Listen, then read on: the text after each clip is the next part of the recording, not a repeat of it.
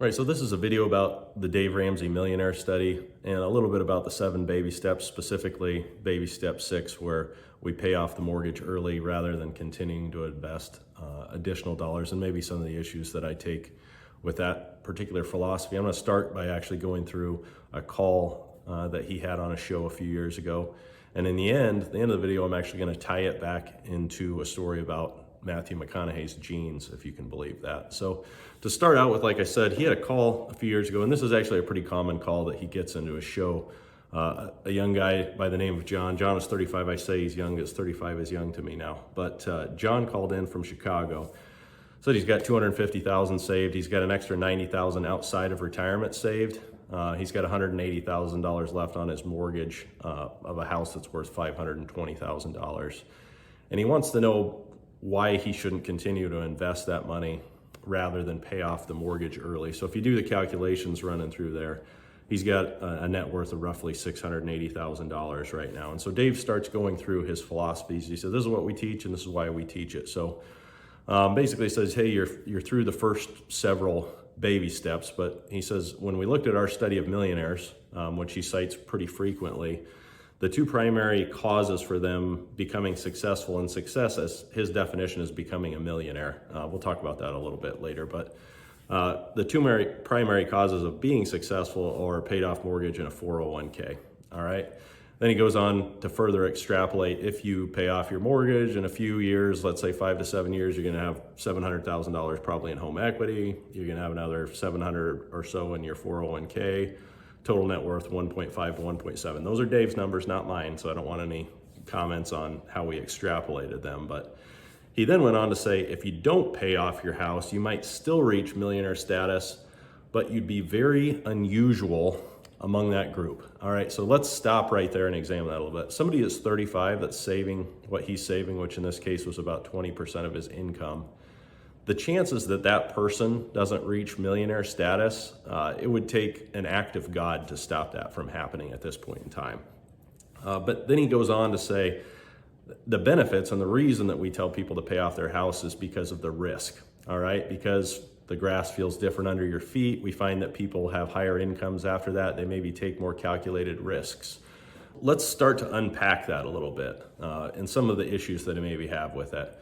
Number one, the idea that becoming a millionaire, including your home equity, is a worthwhile goal is an issue that I take with in and of itself. And the reason for that is that if you plan on staying in your home throughout the course of your life, having a significant amount of home equity isn't something that's going to help you. It's not, generally speaking, spendable money. The only way it's spendable money is if you re-leverage your house. So that's an issue all by itself. The second issue that I take with it is that they take on this show so many logical leaps. The idea that having a mortgage at 3.25%, as this gentleman had, and a mortgage payment that was maybe somewhere in the neighborhood of 15% of his gross income represents a significant risk to somebody that's got $140,000 income, who's got $90,000 in savings outside of retirement. I don't view that as the case. So my main problem with the 7 baby steps is that they really allow no room for adjustments. Do this because this is how we interpreted this specific set of data. If John would have called and he said, I'm 35 and I don't have any savings, I want to retire at 55, he would have got the exact same advice. And some people say, hey, that's great, isn't it? That means he's consistent.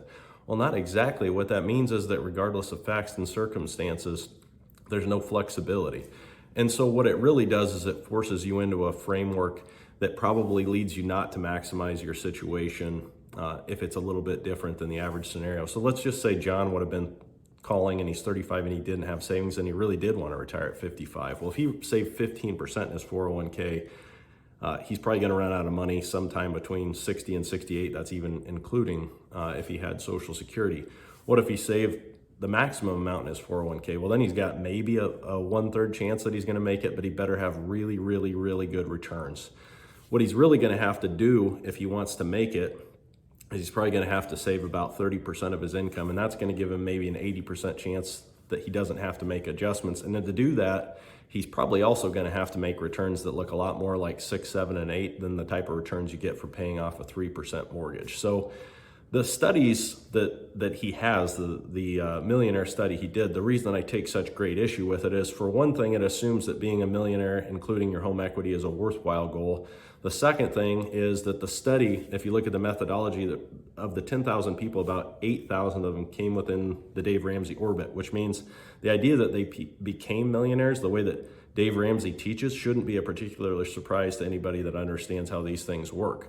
So this inherently is the difference between a framework around finance and an understanding of finance, all right? So if you understand finance, how to save, how much to save, how to invest that money to meet your own goals, then you end up with a sort of values-based saving and a values-based spending that's based on your values specifically. What Dave Ramsey teaches is a sort of rigid financial conservatism mixed with a little bit of politics and a little bit of religion, and he's always going to have the authority to carry him past any sort of logical criticisms of his philosophy. If you want the positive of that, if you want the upside of it, the great part of what he teaches is that if you're really responsible with your money and you're really conservative with your money, it's really hard to get in trouble. All of those things, in my view, are unquestionably a positive, all right? In my view, though, the negative about it is that it boxes you into a philosophy and conforms you to a kind of self-serving view of the world that they've created. And, you know, that is the kind of thing that I want people to avoid. So as it relates to whether or not you should follow it, I'd say a couple of different things. Number one, I know people who have followed him and who are financially comfortable and financially successful. That's number one. Number two is, if you do happen to be a relatively average person, let's say that you want to start saving in your late 20s, early 30s, live a nice life, retire at 65 and never think very much about anything, what he teaches is going to serve you just fine, all right? If, on the other hand, you want to retire earlier, or you started later, or you want to maximize your wealth and you want to understand every step along the way, you know, you just want more specific numbers around what exactly it is that you need to save to make sure that you get there. And you want to do that so you feel comfortable spending right now because you want to balance the two, then I think there's just a much better way of doing things. This is the main opportunity cost in personal finance. If you choose not to understand it yourself, then you're going to be forced in sort of a blind faith of those who you choose to follow, all right? So if you put in a little time and you truly understand what it is that you're doing, what you want to accomplish, how it is that you need to accomplish it, that drastically improves the chances that your life looks exactly how you want it to look, all right? So let's get back to the end of this, which is Matthew McConaughey's pants, and that's what you wanted to know about anyway. So how does this relate to Matthew McConaughey's pants? Well, he's told this story multiple times, but I've always found it to be pretty enlightening. He talks about when he started to make it in Hollywood, he was on a set.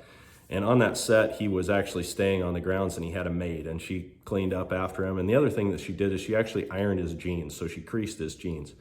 And he had a friend come, and he said, "Isn't this great? I've got this maid, and she even irons my jeans." And the friend says, "Well, that is great if you like your jeans to be ironed."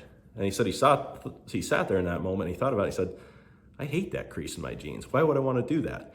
And the point of it, and the lesson from that for him, was the goal isn't to take everything. The goal isn't to maximize in that way. The goal is to customize. It's to build a life around the things that you value and that are important to you. And so in personal finance, if you don't take the time to educate yourself, if you don't know what you're doing, then what you end up with a lot of times is somebody else's version of what your life should look like.